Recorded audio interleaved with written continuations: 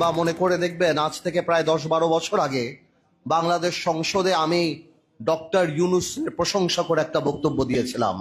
আপনার যদি স্মরণ থাকে, যেই সময় আমি বক্তব্য দিয়েছিলাম সেই সময় বাংলাদেশে সেই ফ্যাসিস্ট আওয়ামী লীগের সময় ডক্টর ইউনূসকে দিয়ে একটা ফুলের দোকান খোলার মতো সাহস কারো ছিল না। সেই সময় ওনাকে আমরা গ্লোবাল অ্যাসেট হিসাবে আখ্যায়িত করেছিলাম।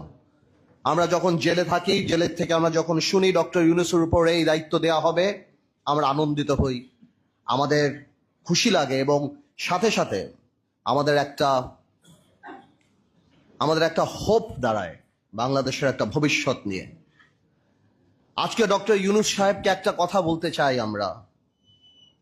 ইউনূস সাহেব, আপনার ক্ষমতার উৎসকে, আপনার ক্ষমতার উৎস জনগণ।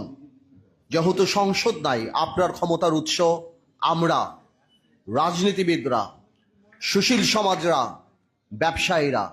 আজকে আপনি যে সংস্কারের কথা বলছেন, সাধারণ মানুষের কি সংস্কারের একটা প্রস্তাব আপনি নিয়ে আসছেন?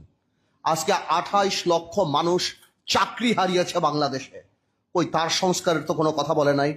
আজকে ব্যবসায়ীরা হাহাকার করতেছে, এনবিআর দিয়ে এবং বিভিন্ন সংস্থা দিয়ে তাদেরকে শেষ করে ফেলাচ্ছেন, গার্মেন্টস বন্ধ হয়ে যাচ্ছে, ওই তাদের কথা বলার কোনো জায়গা নাই।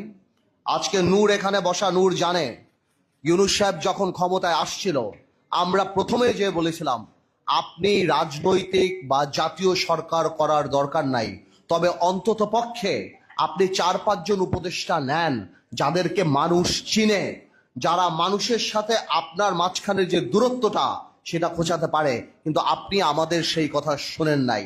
আজকে আপনার যে উপদেষ্টারা আছে তাদের অর্ধেক উপদেষ্টার নাম বাংলাদেশের মানুষ বলতে পারে না। তারা জানে না যে তাদের ভাগ্য কার দ্বারা নির্ধারিত হচ্ছে, কার দ্বারা ঠিক হচ্ছে। আপনার আরেকটা সোর্স অফ পাওয়ার ছিল কারা? আপনার আরেকটা সোর্স অফ পাওয়ার ছিল, যেটা আমার ভাই রাশেদ বলে গেল, যে আর্মি। আজকে কেন আর্মির এইভাবে কথা বলতে হয়? আর্মির সাথে দূরত্ব কে সৃষ্টি করেছে? রাজনৈতিক দলের সাথে দূরত্ব কে সৃষ্টি করেছে? আজকে অনেকে আমাকে জিজ্ঞেস করে, পার্থ ভাই আপনারা ডিসেম্বরে নির্বাচন চান না? ডিসেম্বরের কথা তো আমরা বলি নাই। আপনি বলেছেন ইউনূস সাহেব জাতির সামনে ডিসেম্বরের কথা, আমরা বলেছি আপনারা সেই ওয়াদা আপনি রাখেন। আমাদের মুখ থেকে ডিসেম্বরের কথা আসে নাই। আজকে করিডোরের কথা শুনে কনফিউশন কে ক্রিয়েট করেছে? আমরা তো কনফিউশন ক্রিয়েট করি নাই। এই করিডোরের ইস্যু ইউনূস সাহেব আপনি নিয়ে আসছেন। আজকে কষ্ট লাগে, আপনার প্রেস সচিব বলে নির্বাচন কবে? জানুয়ারিতে হতে পারে।